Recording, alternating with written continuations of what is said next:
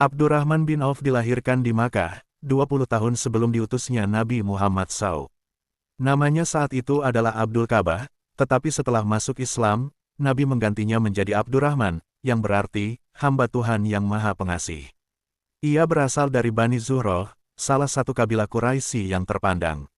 Sejak muda, ia dikenal cerdas, jujur, dan pandai berdagang, membuatnya menonjol di antara pemuda Quraisy lainnya. Kehidupan Abdurrahman bin Auf sebelum Islam tidak jauh berbeda dari para bangsawan Quraisy. Ia memiliki harta, relasi luas, dan pengaruh sosial. Namun, hatinya selalu gelisah melihat kemerosotan moral dan perbudakan di Makkah. Ketika dakwah Islam mulai digaungkan oleh Nabi Muhammad secara sembunyi-sembunyi, Abdurrahman termasuk gelombang awal yang datang diam-diam ke rumah Al-Arkam dan menyatakan syahadat. Ia menjadi 8 orang pertama yang memeluk Islam. Keputusannya ini tidak ringan, sebab konsekuensinya adalah pemboikotan, pelecehan, dan pemutusan hubungan sosial dari kaumnya sendiri. Tapi Abdurrahman menerima semua itu dengan keteguhan hati. Ia tahu bahwa kebenaran lebih berharga daripada harta dan status. Sejak itu, ia menjadi pendukung setia dakwah Nabi Muhammad. Ketika tekanan dari Quraisy makin menjadi-jadi, Nabi Muhammad memerintahkan para sahabat untuk hijrah ke Madinah. Abdurrahman turut serta dalam gelombang hijrah ini. Ia meninggalkan seluruh hartanya di Makkah demi menyelamatkan iman. Inilah awal dari kisah luar biasa tentang seorang saudagar kaya yang rela miskin demi agama, lalu menjadi lebih kaya dari sebelumnya karena berkah Allah. Sesampainya di Madinah, Nabi Muhammad mempersaudarakan kaum muhajirin pendatang dari Makkah dengan kaum Ansar penduduk asli Madinah. Abdurrahman dipersaudarakan dengan Sa'ad bin Rabi, seorang kaya dari Ansar yang langsung menawarkan separuh hartanya. Namun Abdurrahman menolak tawaran itu dengan sopan dan hanya berkata, "Tunjukkan padaku di mana pasar." Kalimat ini menjadi legenda tentang kerja keras dan kemandirian. Pasar Bani Koinuka menjadi tempat Abdurrahman memulai usaha barunya. Tanpa modal besar, tanpa relasi di Madinah, ia memulai dari nol dengan hanya membawa kejujuran dan keterampilan dagangnya. Ia mulai berdagang keju, mentega, dan barang-barang kebutuhan pokok. Hari demi hari, usahanya berkembang karena ia dikenal tidak pernah menipu takaran dan tidak pernah bersumpah palsu dalam jual beli. Dalam waktu singkat, Abdurrahman menjadi saudagar sukses di Madinah. Kejujurannya membuat banyak orang memilih berdagang dengannya. Keuntungan demi keuntungan dikumpulkan, tapi yang paling mengagumkan adalah bahwa hartanya tidak membuatnya lupa diri. Ia tetap hadir di setiap salat berjamaah, jihad, dan majelis ilmu. Bahkan Nabi pernah bersabda, Abdurrahman bin Auf masuk surga dengan merangkak karena kekayaannya akan dihisap lama. Abdurrahman sadar bahwa kekayaan yang Allah titipkan padanya bukan untuk ditumpuk, tapi untuk dibagikan di jalan Allah. Ia mulai menyumbang hartanya secara besar-besaran dalam berbagai peperangan, termasuk Perang Tabuk, di mana ia menyumbang 200 ukiah emas. Dalam ukuran hari ini, jumlah itu bisa setara dengan ratusan juta rupiah. Nabi tersenyum bangga melihatnya dan mendoakan keberkahan atas harta dan hidupnya. Suatu hari, sebuah kafilah dagang Abdurrahman masuk ke Madinah dengan 700 ekor unta penuh barang dagangan. Suara gemuruh unta dan barang-barang membuat Madinah geger. Aisyah mendengar suara itu dan berkata, "Aku mendengar Rasulullah bersabda bahwa Abdurrahman akan masuk surga sambil merangkak." Ketika kabar ini sampai ke telinga Abdurrahman, ia menangis dan berkata, "Aku akan mempercepat jalanku ke surga." Maka ia menyedekahkan seluruh unta dan muatannya pada hari itu juga. Itulah kemuliaan hati seorang Abdurrahman bin Auf. Ia tidak menunggu miskin untuk bersedekah. Justru saat kekayaan memuncak, ia memperbanyak infaknya. Ia sadar, dunia hanyalah ladang ujian. Kemewahan bukanlah tujuan, tapi alat untuk meraih keridaan Tuhan. Ia menjadi ikon keseimbangan sempurna antara dunia dan akhirat, tanpa kehilangan satu pun dari keduanya. Abdurrahman bin Auf bukan hanya saudagar kaya, tapi juga pejuang sejati. Ia ikut dalam hampir seluruh pertempuran penting bersama Rasulullah, termasuk Perang Badar, Uhud, Khandak, dan Hunain. Dalam Perang Uhud, ia terluka parah dengan lebih dari 20 luka tusukan dan sayatan di tubuhnya, serta beberapa gigi depannya patah. Meski begitu, ia tidak pernah mundur dari barisan. Keberaniannya tidak kalah dari Khalid bin Walid atau Ali bin Abi Thalib.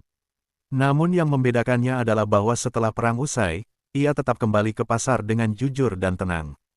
Ia tidak pernah menjadikan jihad sebagai alasan untuk hidup malas atau menggantungkan hidup pada negara atau sedekah. Justru ia membangun ekonominya sendiri dengan mandiri dan elegan. Ia juga sangat disegani oleh para sahabat besar. Umar bin Khattab sangat menghormatinya dan sering berkonsultasi dengannya dalam urusan ekonomi negara. Bahkan ketika Umar wafat, ia menunjuk Abdurrahman sebagai salah satu dari 6 anggota syuro yang bertugas memilih khalifah berikutnya. Ini bukti betapa besar kepercayaan umat kepada keadilan dan hikmahnya. Dalam peristiwa pemilihan khalifah setelah Umar wafat, Abdurrahman diberi mandat untuk menentukan siapa yang layak antara Utsman bin Affan dan Ali bin Abi Thalib. Ia melakukan konsultasi kepada semua lapisan masyarakat selama 3 hari 3 malam, lalu dengan pertimbangan matang, ia membayat Utsman sebagai khalifah. Pilihannya diterima umat karena ia dikenal sangat objektif dan amanah. Meski kekayaannya terus mengalir, Abdurrahman tetap hidup sederhana. Ia tidak membangun istana, tidak menggelar pesta, dan tidak berfoya-foya. Rumahnya biasa saja, tapi dari rumah itu mengalir ribuan dinar untuk janda-janda sahabat, fakir miskin, para muhajirin, dan orang-orang Madinah. Ia juga dikenal sebagai penanggung hidup para istri Nabi setelah Rasulullah wafat. Abdurrahman bin Auf bukan hanya pemilik kekayaan pribadi, tapi juga seorang visioner ekonomi umat. Ia tidak hanya berdagang untuk keuntungan diri, tapi menghidupkan ekonomi kaum muslimin secara keseluruhan. Ia sering membeli barang dalam jumlah besar, lalu menjualnya kembali kepada masyarakat dengan harga yang wajar, bahkan seringkali lebih murah dari harga pasar. Langkah ini menghalau praktik monopoli dan menyeimbangkan distribusi barang di Madinah. Dalam suatu riwayat, ketika kaum muslimin mengalami krisis pangan, Abdurrahman menyuplai makanan dari kafilah dagangnya dan tidak mengambil keuntungan sepeser pun. Ia mengatakan bahwa hartanya adalah amanah dari Allah dan harus digunakan untuk maslahat umat. Tindakan seperti ini menjadikan kehadirannya bukan sekadar pedagang, tapi penyelamat ekonomi dalam masa sulit. Ia juga mendanai pasukan muslim dalam beberapa ekspedisi militer besar.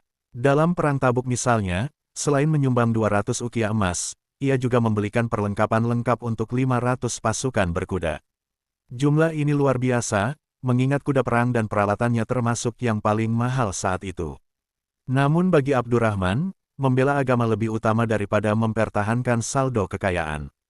Tidak heran bila Nabi Muhammad SAW pernah bersabda, tidaklah Abdurrahman melakukan sesuatu melainkan ia akan mendapatkan keberuntungan. Bahkan ketika beliau wafat, Nabi menyebutkan bahwa Abdurrahman termasuk 10 sahabat yang dijamin masuk surga. Namanya tercatat dalam hadits Asyrah Mubasyarah, suatu kehormatan yang tidak semua sahabat dapatkan. Namun, meskipun telah dijamin surga, Abdurrahman tidak pernah berpuas diri. Ia tetap khawatir amalnya tidak cukup dan terus memperbanyak infak, doa, serta amal saleh. Ketika ia mulai tua dan sakit-sakitan, ia berkata kepada keluarganya, "Aku takut dunia menipuku, sebagaimana ia menipu orang-orang sebelumku." Ucapan ini menjadi pengingat bagi siapapun yang membaca kisahnya, kekayaan tidak boleh membuat kita lalai. Kehidupan pribadi Abdurrahman bin Auf pun penuh keteladanan. Ia menikah dengan beberapa wanita, dan selalu memperlakukan mereka dengan penuh kasih sayang dan tanggung jawab. Ia tidak pernah lupa memberikan nafkah lahir dan batin, serta menjaga silaturahmi dengan keluarga besar. Anak-anaknya ia didik agar mencintai ilmu dan tidak bergantung pada harta semata. Salah satu kebiasaan yang membuat orang-orang di sekelilingnya kagum adalah kedermawanannya yang rahasia. Ia sering memberikan bantuan secara sembunyi-sembunyi, hingga orang yang menerima tidak tahu siapa pemberinya. Hanya setelah Abdurrahman wafat, barulah beberapa penerima sedekah menyadari bahwa tangan dermawan itu berasal dari sosok bersahaja yang kini telah tiada. Abdurrahman juga memiliki kebiasaan unik saat berpuasa. Ia tidak hanya menahan lapar, tetapi juga menyantuni orang miskin setiap kali berbuka. Dalam 1 bulan, bisa ratusan orang makan dari hidangannya. Ketika ia mendengar ada keluarga yang kelaparan, ia akan memerintahkan pembantunya untuk mengantarkan makanan sampai mereka kenyang selama beberapa hari ke depan. Kepekaan sosialnya sangat tinggi. Ia tak segan-segan turun langsung ke pasar untuk melihat harga barang dan memastikan tidak ada yang bermain curang atau menindas pembeli. Ia pernah menegur pedagang yang menjual dengan harga terlalu tinggi sambil berkata, "Kau sedang menjual dunia, tapi jangan kau jual akhiratmu juga." Kalimat itu membuat para pedagang sadar dan menyesuaikan harga. Dalam soal ilmu, Abdurrahman sangat tekun. Ia selalu hadir di majelis Nabi dan mencatat setiap hadis yang ia dengar. Ia juga dikenal sebagai rujukan dalam fikih muamalah ekonomi Islam. Banyak sahabat yang bertanya kepadanya bagaimana berdagang tanpa riba dan bagaimana berzakat secara benar. Ilmunya dalam hal ini membuat namanya dikenal sebagai sahabat yang ulama sekaligus pedagang sukses. Salah satu peristiwa paling menyentuh dalam hidup Abdurrahman terjadi ketika Rasulullah wafat. Ia menangis begitu dalam, seperti kehilangan orang tua kandung. Setelah pemakaman, ia mengambil tanggung jawab yang sangat besar, menanggung nafkah seluruh istri-istri Nabi, atau yang disebut Ummahatul Mukminin. Ia memberikan nafkah layak tanpa pernah menyombongkannya. Istri-istri Nabi sangat menghargai baktinya. Aisyah bahkan pernah berkata, tak ada orang yang lebih dermawan kepada kami setelah wafatnya Rasul selain Abdurrahman bin Auf. Apa yang dilakukan Abdurrahman bukanlah sekadar bantuan materi, tapi bentuk penghormatan kepada Rasulullah, dengan merawat keluarga beliau hingga akhir hayat. Abdurrahman juga sangat berhati-hati dengan kekayaan yang ia miliki. Ia sering berkata kepada anak-anaknya, "Wahai anak-anakku, kekayaan bukanlah tanda keistimewaan, tapi beban yang harus dipertanggungjawabkan." Ia tidak ingin anak-anaknya tumbuh manja, sehingga mereka dididik bekerja keras dan belajar berdagang sendiri seperti dirinya dulu. Suatu ketika, seseorang memuji kekayaan dan pengaruh Abdurrahman di pasar. Ia hanya tersenyum dan menjawab, "Demi Allah, aku pernah hidup tanpa 1 dirham pun, tapi tidak pernah lapar karena Allah mencukupkanku. Dan kini, walau kekayaanku melimpah, aku tidak bisa tidur tenang sebelum tahu apakah harta ini halal seluruhnya atau tidak." Ucapan itu menunjukkan bahwa ia tidak tertipu oleh jumlah, tapi lebih mementingkan keberkahan. Hidupnya terus mengalir seperti sungai yang memberi manfaat kemanapun ia mengalir.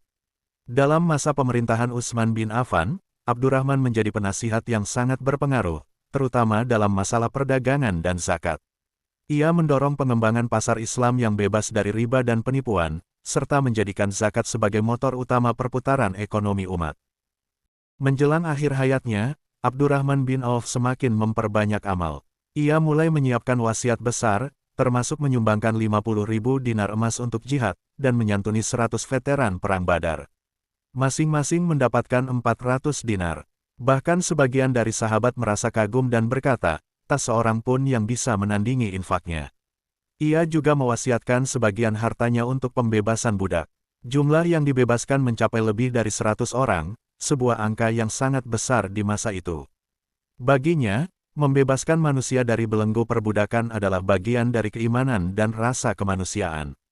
Ia percaya bahwa orang merdeka lebih mampu menyembah Allah dengan tenang dan ikhlas. Sakit yang dideritanya cukup lama, tapi ia tetap sabar dan tidak pernah mengeluh. Setiap hari ia terus membaca Al-Quran, memperbanyak istighfar, dan memanggil anak-anaknya untuk menasihati mereka. Ia berkata, "Jangan bangga pada hartaku, tapi teladanilah bagaimana aku mendapatkannya dan kemana aku membawanya." Saat ajal semakin dekat, ia memanggil pelayan dan berkata, "Bersihkan rumah, aku ingin wafat dalam keadaan suci dan bersih." Ia kemudian mengambil air wudhu dan berbaring menghadap kiblat. Beberapa sahabat sempat menjenguknya dan menangis melihat kondisi beliau yang begitu lemah. Tapi wajahnya tetap berseri-seri.